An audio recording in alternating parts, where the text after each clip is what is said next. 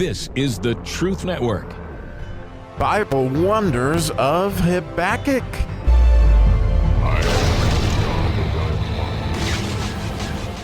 Oh, what a connect the dots passage do we have today, or it sure is connected a lot of dots for me today in Habakkuk chapter 1, verse 4, which would be the Dalet verse, which in its own way is a door to much understanding, in my opinion, which the Dalet meaning door sometimes, and humility. It's kind of like a doorway. And so we'll read it in English and we'll jump right in. So therefore, the law is slacked, and judgment doth never go forth, for the wicked doth compass about the righteous.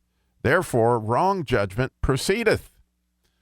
So, wow, that's a mouthful, and there are some really telltale words in here that I think can send us into beautiful places. Rashi and Matthew Henry both commented that word compass about is the exact same word from the 22nd Psalm that you might remember is, that the wicked were compassing about Jesus, as the 22nd Psalm is so clearly about the crucifixion. And when you think about Jesus being compassed about, you can see this kind of thing where evil was all around him. And then perhaps because of that, you can see in Matthew 26 some amazing connections that I've seen, and I've just wondered, oh my goodness, how beautiful is this? That if this is connected to this, and I just wanted to, perhaps as I studied the idea of the law went slack, that word, Matthew Henry on that word slack is as if it quit breathing, because the word starts with the letter pay, and that pay is like a mouth. And so as Matthew Henry would talk about that the word, that the mouth stopped talking in its own way, it stopped breathing. It also, that word could mean to grow cold or to grow foggy. In modern Hebrew, the word actually does mean foggy. But the fascinating thing is, if you think about it, Jesus is the law. And I've always been perplexed, and I'm sure a lot of folks have thought about, why did Jesus not say much at his trial? And perhaps what we're seeing here is Habakkuk giving us a process of what happens as evil does all these things that we talked about in the previous chapter, that the law goes silent. And it's interesting to me that Jesus was silent right here. And so I'm going to read this passage from Matthew chapter 26, picking it up at verse 62. And the high priest arose and said unto him, Answer thou nothing, as at which these that witness against thee? But Jesus held his peace. And the high priest answered and said unto him, I adjure you by the living God that thou tellest whether thou be the Christ, the Son of God. And Jesus said unto him, Thou hast said. Nevertheless, I say unto you, hereafter shall ye see the Son of Man sitting on the right hand of power and coming in the clouds of heaven. Then the high priest rent his clothes, saying, He has spoken blasphemy. What further need do we have of witnesses? Behold, now ye have heard his blasphemy. Well, when Jesus says the Son of Man there, he's making reference to Daniel chapter 7, which clearly, shows that he is the Son of Man. And it's really cool when you think about it. And I saw it in the New Light this morning, that Jesus is still completely a man and still completely God. And so what Daniel's vision is that here this one as the Son of Man, right? That literally he is the Son of God and the Son of Mary, and he is still a man, and he is still God. And this is what he's telling the high priest, that he's going to see this, and clearly he did, or as time would proceed, he would see it. And so, it's an amazing thing as we begin to connect these dots right here, is that Habakkuk to me was seeing this process.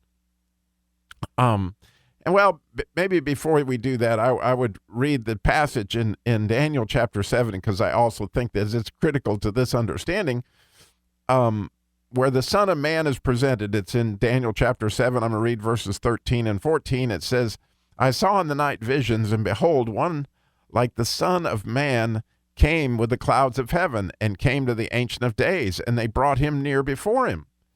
And there was given him dominion and glory and kingdom, that all people, nations, and languages should serve him. His dominion is an everlasting dominion which shall not pass away, and his kingdom that which shall not be destroyed. So going back to our verse, as you think about what Habakkuk is saying here and the process of evil and what's going on, but it's interesting that the law goes slack. I mean, that's the word that it's translated there, or the law goes silent, and judgment doth never go forth. And that word never is eternally. Well, if you think about it, and I did that, I've thought a lot about it, like what happened to Jesus was not just and will never be just. It happened, but it was not just, but it made us all just. It's fascinating what, obviously Satan meant for evil, God meant for good. But the truth is that really that judgment of justice really never went forth. And it says, for the wicked doth compass about the righteous, therefore wrong judgment proceedeth, which is exactly what did happen. Wrong judgment proceedeth. But when you think about Jesus's faith in the front of that, in the side of that, and all that went on there, it's absolutely spectacular. And so, as I said, to me, I mean, this connects so many dots as to why Jesus was silent. Was like, God has this. It's going to be awesome. This is going to go forth. This wrong action is going to go forth in order to serve the purposes of God. And in its own way, Habakkuk is explaining the process without realizing that he's explaining the process of what is going to happen with Jesus, that the righteous will be able to live by faith, which is where Habakkuk is actually going, obviously, in the second chapter. But it's as a result of the law going slack here, and the these evil people encompassing the righteous. And so I think it's an amazing passage. Of course, you can translate these words, how you wish and see what you think you see. But as I look into this and I look into my life, I think of how many times we see this happen, right? That all this striving and all this iniquity and all this violence and these things that Habakkuk is talking about, and it would appear that the law is silent. All of a sudden, I'm terribly encouraged. I really am. I'm encouraged because it's like Jesus was telling us by him being silent that God has this. It's okay. You don't have to cry out and scream and yell. Yes, you need to pray. Yes, you need to do what's right. Yes, you need to follow Jesus. Yes, you need to go to God, turn into him, and like Habakkuk, give him a hug and get your instruction from him. But it's perfectly okay that the law goes silent because, like Jesus' faith, we need to have the great faith to know that the righteous shall live by faith, even if injustice goes forth. It's an amazing thing. And for me, this passage has really brought me some beautiful things as I can see Jesus as a man, as the Son of Man in a beautiful way through the prophet Daniel. And I can also see that there are times when the law goes silent, like on 9/11, right? Those towers went down, and in Truth Broadcasting today, we're facing a terrible tragedy. Somebody has cut down 3 of our towers for one of our radio stations. And it seems that the law is silence. It seems that justice doesn't go forth. But, God is still in control, and he has this. And I love where God is pushing my faith through this understanding. I hope he's doing the same for you. I appreciate so much you listening today. God bless.